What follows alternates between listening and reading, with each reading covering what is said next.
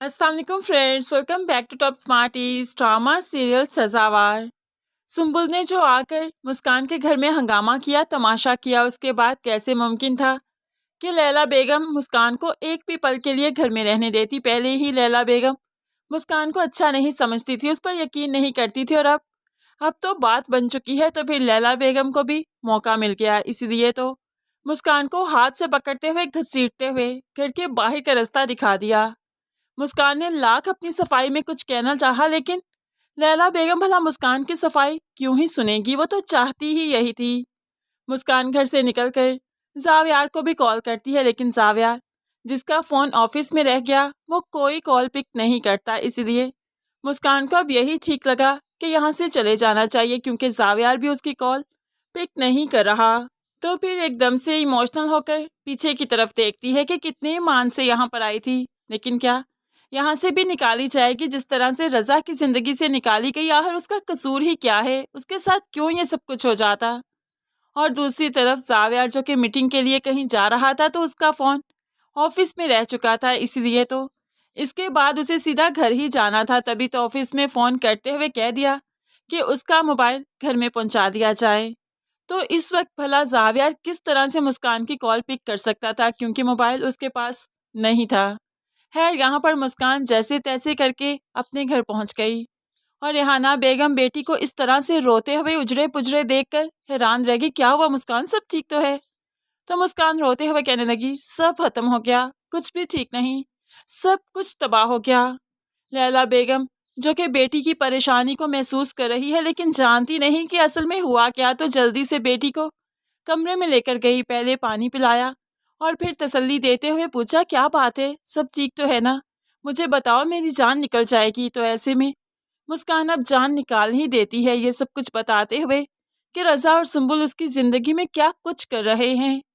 ریحانہ بیگم ایک دم سے تڑپ کر رہ گئی کہ یہ کیا مسئلہ ہے، پھر سے رضا تمہاری زندگی میں آ گیا، تم نے بتایا بھی نہیں۔ تو مسکان کہنے لگی، مجھے لگا تھا سب ٹھیک ہو جائے گا کیونکہ زاویار مجھ پر اعتبار کرتے تھے، لیکن اب زاویار نہ تو میری کال پک کر رہے ہیں، نہ ہی آنٹی مجھ پر اعتبار کر رہی ہیں۔ تو ایسے میں اب ریحانہ زاویار کے نمبر پر خود سے کال ملاتی ہے، تو یہ کال اب پک کرتی ہے لیلا بیگم، کیونکہ زاویار کا فون گھر آ چکا ہے۔ اور لیلا بیگم تو سیدھے سیدھے کہہ دیتی ہے کہ کوئی انٹرسٹ نہیں ہمیں اب تمہاری بیٹی میں، رکھو اسے اپنے پاس گھر میں، بہت جلد ڈیورس کے پیپرز مل جائیں گے، جیسے ہی زاویار واپس آئے گا اس معاملے کو بھی اب طے کر ہی لینا ہے۔ ریحانہ بیگم کے تو پیروں تلے سے زمین کھسک گئی کہ ایک کے بعد دوسری دفعہ طلاق کا دبا، کیا مسکان جی پائے گی؟ کیا یہ لوگ جی پائیں گے؟ اس طرح سے ہونا کیا مسکان کے لیے زیادتی نہیں؟ کیا قدرت مسکان کے ساتھ یہ سب کچھ کرے گی؟ کبھی بھی نہیں، کیونکہ زاویار رضا کے جیسے کانوں کا کچا نہیں، ایک فیصلہ کن انسان ہے، اعتبار کرنے والا انسان ہے، وہ مسکان پر اعتبار کرتا ہے، یقین کرتا ہے، تبھی تو وہ مسکان کو واپس گھر لے آتا ہے۔ اور لیلا بیگم سے بھی دو ٹوک کہہ دیتا ہے کہ اسے یقین ہے نا اپنی بیگم پر، تو کوئی اسے کچھ نہیں کہے گا۔ خیر، دوسری طرف سنبل بھی رضا کو چیختے ہوئے بتا دیتی ہے، گئی تھی میں اس کے گھر، اس کو اس کی اوقات یاد کروائی، ہوپس ہو کہ اس کا شوہر اس کو ضرور چھوڑ دے گا، اس کی زندگی میں کانٹوں سے بھر دوں گی اگر میری زندگی میں اس نے انٹرفیئر کرنے کی کوشش کی۔ رضا ایک دم سے حیران ہوا، لیکن پھر خوش بھی ہو گیا کہ واقعی اس نے کام کتنا آسان کر دیا۔ اگر اس وجہ سے، سنبل کی وجہ سے، اگر زاویار مسکان کو چھوڑ دیتا ہے، طلاق دے دیتا ہے، تو وہ ضرور مسکان کو اپنا لے گا۔ ایسے میں وہ اس ٹوٹے ہوئے رشتے پر ایک چوٹ خود سے بھی لگانا چاہتا ہے، جس طرح سے سنبل پہنچی تھی ان کے گھر میں، آج رضا بھی پہنچ چکا ہے اور یہاں پر اپنی محبت کی دہائیاں دینے لگا۔ مسکان خوش نہیں ہے تمہارے ساتھ، چھوڑ دو اسے، تمہیں کتنی بار کہا، تمہیں سمجھ نہیں آتی، وہ کیسے کہے تم سے، مجھے بھیجتی ہے تمہارے پاس۔ اور ایسے میں زاویار تو آج رضا کے گریبان سے پکڑ لیتا ہے، خبردار میری بیوی کے بارے میں کچھ بھی کہا، وہ میرے ساتھ خوش ہے یا نہیں میں بہت اچھے سے جانتا ہوں، میں وقت گزار چکا ہوں اس کے ساتھ، اسے جانتا ہوں، اسے پرکھ چکا ہوں۔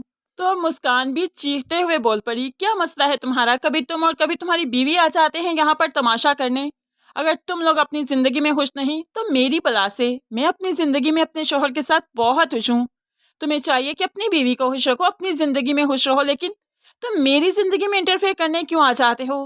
زاویار یہ سب کچھ جھوٹ بول رہا ہے، میں نہیں اسے چاہتی، نہ میں نے کبھی اسے کانٹیکٹ کیا، یہ ضرور مجھے تنگ کرتا ہے۔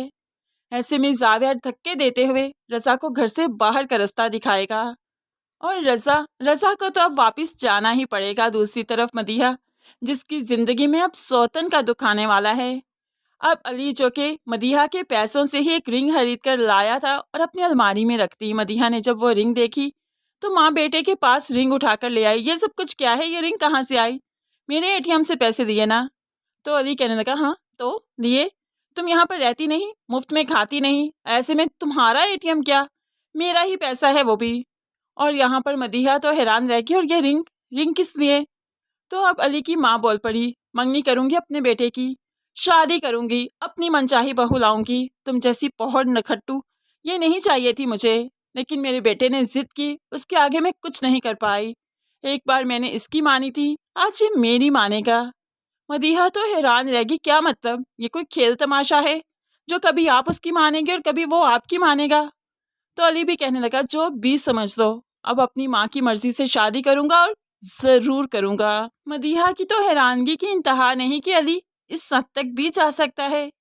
خیر یہاں پر مدیحہ کو خوف و احساس ہو جائے کہ یہ مسکان کے آنسوؤں کی قیمت چکا رہی ہے مدیحہ، اور پھر جا کر وہ مسکان سے معافی مانگے گی، رضا کو سب بتائے گی، تو پھر ہی شاید اس کے گناہوں کا کچھ کفارہ ادا ہو سکے گا اور اس کے لیے آسانیاں ہو سکیں گی۔ فرینڈس، کیا آپ کو لگتا ہے کہ مدیحہ کو احساس ہو جائے گا اب، یا پھر علی کی شادی ہو جائے گی؟